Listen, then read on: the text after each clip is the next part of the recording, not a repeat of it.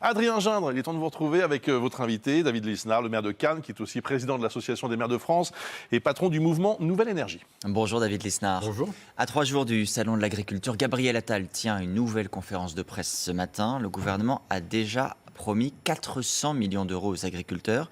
Vous qui êtes très attaché aux finances publiques, est-ce que vous considérez que c'est de l'argent bien employé ? C'est l'argent bien employé si ça s'inscrit dans une vision stratégique de l'agriculture, pour la rendre à nouveau prospère, exportatrice, pour que les agriculteurs soient considérés non pas comme des assujettis, mais comme des chefs d'entreprise. C'est le cas pour le coup. Et en l'occurrence, il n'y a aucune vision stratégique pour l'instant, mais on ne va pas faire de procès d'intention de l'agriculture. Donc, en revanche, si c'est 400 millions pour calmer une grogne avant un salon de l'agriculture et faire ce que l'on fait trop longtemps en France depuis une quarantaine d'années, c'est-à-dire du saupoudrage d'argent des contribuables ou des générations futures avec de la dette, ça, c'est catastrophique. Donc, si je vous comprends bien, si ces 400 millions, c'est une première brique, vous dites pourquoi pas dépenser même encore plus pour transformer notre agriculture et la préparer pour demain. Oui, pardon. Mais s'il y a derrière une vision aujourd'hui, vous voyez, on est un peu à la situation de la fin des années 50. Quand De Gaulle revient au pouvoir, on a une agriculture qui ne nourrit plus le pays, alors qu'on est un pays très agricole à l'époque, même très terrien. Et puis il y a une stratégie pour avoir une taille critique des exploitations, on crée les SAFER, les chambres d'agriculture, etc. Et 20 ans après, on devient une superpuissance agricole. Aujourd'hui, il faut refaire ça. Ben oui, évidemment. La transmission des entreprises. De mémoire, la moitié des agriculteurs vont partir à la retraite dans les 20 prochaines années. C'est d'ailleurs l'essentiel du projet de loi, la transmission aux nouvelles générations. Mais ça ne suffit pas. C'est-à-dire qu'il faut avoir une vision stratégique à l'échelle internationale pour que l'agriculture soit considérée comme un élément de prospérité et pas comme un élément de folklore. Et cette vision-là, pour l'instant, on ne l'a pas, mais on ne va pas faire de procès d'intention. On verra effectivement donc les annonces du Premier ministre ce matin. Sur les finances publiques, encore un mot. Sur TF1 dimanche soir, le ministre de l'économie dit on va faire 10 milliards d'euros d'économies sur le budget de l'État.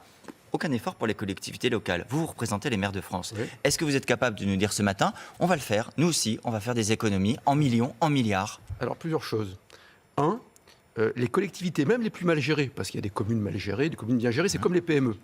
Toutes respectent une règle d'or, c'est-à-dire qu'on n'emprunte jamais pour du fonctionnement.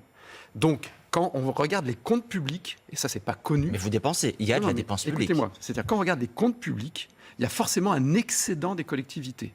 Premier élément. Deuxième élément, les collectivités sont devenues de plus en plus dépendantes de l'État. Ce n'est pas ce que nous avons demandé. Quand l'État, de façon démagogique, dit on supprime, en fait, il nationalise la taxe d'habitation, alors que parallèlement les prélèvements obligatoires augmentent, il se crée une charge d'au moins 23 milliards de plus. Mais donc la réponse à ma question, c'est non, non, vous ne ferez pas d'économie, non, vous ne dépensez pas moins. On fait des économies tous les jours. Tous les jours. Et ensuite, c'est aux habitants de décider qui ils veulent comme maire, comme président de département, sur des critères de politique publique et financiers. Parce que tout le reste, c'est de la démagogie. Tout le reste, c'est du technopopulisme. Les 10 milliards... C'est quoi du technopopulisme? Le technopopulisme, c'est quand on prend des postures et que ces postures sont en contradiction tous les 2 mois pour flatter l'opinion. C'est ce que fait le gouvernement? Oui, complètement. Au moment du projet de loi de finances, c'était il n'y a pas longtemps, il y a quelques semaines, vous aviez des invités ici.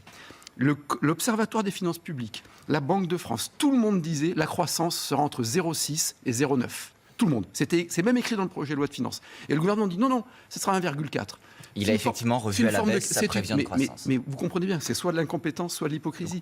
C'est une forme de cavalerie. Vous accusez le gouvernement d'avoir menti sciemment? Oui, pour boucler le budget, pour présenter un budget. On savait tous, mais regardez, écoutez les interviews.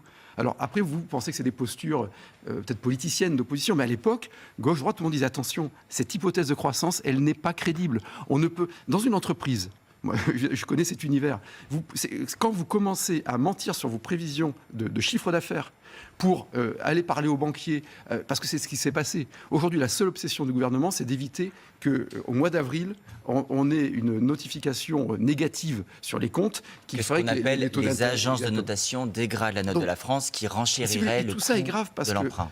Il va falloir vraiment réduire le périmètre de l'État.